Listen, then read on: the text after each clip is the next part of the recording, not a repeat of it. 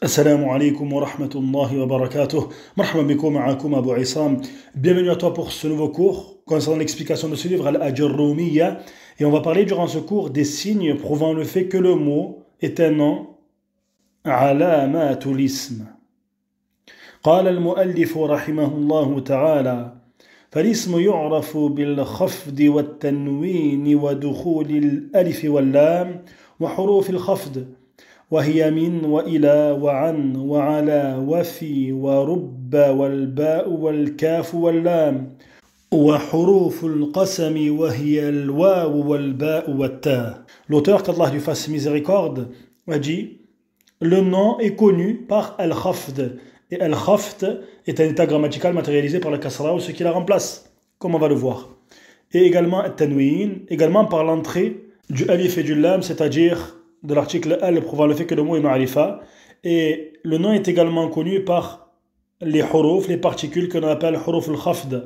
Et ce sont min et ila et an et ala et fi et rubba et alba, al-kaf, al-lam et huruf al-qasam, ces particules que tu utilises afin de jurer, qui sont de trois, al-waw et al-ba et at-ta. لما فرغ المؤلف من قوله في أقسام الكلام شرع في بيان علامات كل قسم فبدأ بالاسم وذكر له 4 علامات إذا وجدت واحدة منها أو أنها تقبلها عرفت أنها اسم. Lorsque l'auteur a terminé dans sa parole au sujet des catégories d'al-kalam, c'est-à-dire au sujet des différentes catégories de mots, al-kalimat, comme on l'a vu lors du cours précédent, voilà qu'il a commencé à citer les signes de chacune de ces catégories. Et il a commencé par le nom al-ism, et il a cité pour al-ism 4 signes. Lorsque tu trouves l'un d'entre ces signes, ou alors que tu vois le fait que le mot accepte l'un de ces signes, tu sais qu'il est donc un nom, ism. Et ces signes sont donc ceux qui suivent ce que l'on voit et que l'on détaille. أولاً التنوين نحو رجل امرأة مسجد كتاب. Premièrement, التنوين. À l'exemple du mot rajul, tu vois qu'il termine par un tanwin, tu diras rajulun, ou alors à l'exemple du mot imra'atun pour une femme, ou à l'exemple du mot masjid, ou à l'exemple du mot kitab. Tu remarques que chacun de ces noms termine par un tanwin, et bien sache que ceci prouve, c'est-à-dire le fait que ces mots acceptent le tanwin, ceci prouve qu'il s'agit de asma, de noms. Parmi les signes que l'auteur a cités, دخول حرف آل نحو الرجل المرأة المسجد الكتاب. Deuxièmement, parmi ce qui prouve le fait que le mot est un nom, le fait que rentre en ce mot l'article al, prouvant donc que le mot est bien évidemment ma'arifa.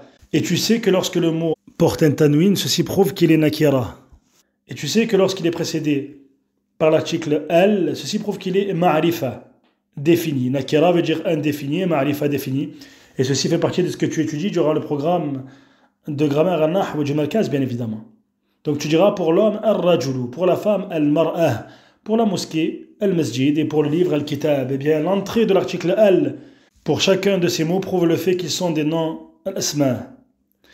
Parmi les signes que l'auteur a cités, أن يكون الاسم مجرورا والجر هو تغير مخصوص علامته الكسرة وما ناب عنها. Le fait que le mot soit majrur, c'est-à-dire qu'il soit dans cet état grammatical matérialisé par la kasra ou ce qui la remplace. Et sache que l'auteur a cité, pour faire référence à l'état d'al-jar, il a cité al-khafd. Et sache que al-koufiyoun, c'est-à-dire ceux qui ont suivi la méthodologie des gens de Koufa, de la ville de Koufa, qui est une des villes en Irak, qui fait partie bien évidemment des références dans la langue arabe, utilisent le terme al-khafd. Et ceux qui ont suivi la ville de Basra, c'est-à-dire ce que l'on appelle al-Basriyoun, et Basra fait également partie des villes en Irak, et al-Basriyoun représente une des écoles bien évidemment les plus connues dans la voie et la méthodologie dans la langue arabe, eh bien sache qu'ils utilisent le terme al-jar. Parmi les signes que l'auteur a cités, dukhulu harfin min huruf al-jar. Et il s'agit de min, ila, fi, et d'autres parmi ceux que l'auteur a cités. L'entrée d'une particule d'un harf que l'on appelle harf jar. Et il s'agit de ces particules qui ont pour conséquence le fait de provoquer l'état de jar pour le nom qui vient après, c'est-à-dire cet état matérialisé par la kasra, ce qui la remplace comme on l'a dit juste avant. Donc la présence d'un harf parmi ces huruf prouve que le mot qui vient après est un nom, que l'on appellera donc ism. On va citer désormais un exemple dans une phrase afin de parler de ces signes. مثال زيد في المسجد تدل على اسمية المسجد 3 علامات دخول ال والجر ودخول في عليه وقبول التنوين إذا حذفت ال نحو مسجد.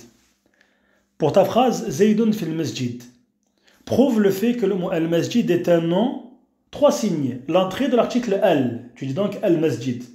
Également al-jar, cet état matérialisé par la kasra ou ce qui la remplace. Ici en l'occurrence, al-masjid est majrour dans cet état car il est précédé d'un harf qui provoque cet état qui est donc fi. Et également l'entrée de fi, c'est-à-dire le fait qu'al-masjid est précédé par fi puisque on a dit que l'entrée de huruf al-jar prouve le fait que le mot est un nom, ism. Donc il y a 3 signes prouvant le fait qu'al-masjid est un nom. Et on pourrait rajouter le fait que le mot masjid accepte le tanwin lorsque tu effaces l'article al, puisque al-masjid signifie la mosquée lorsqu'elle est définie. Lorsque tu effaces l'article al, tu pourrais mettre un tanwin sur masjid et tu dirais ainsi masjidin, qui désignerait une mosquée. Et ainsi, l'acceptation tanwin à la fin de masjid lorsque tu effaces l'article al prouve le fait qu'il est un nom. On pourrait donc rajouter également ce signe. J'espère que ce cours t'a été profitable et je te dis à très vite pour la suite du programme, Inch'Allah.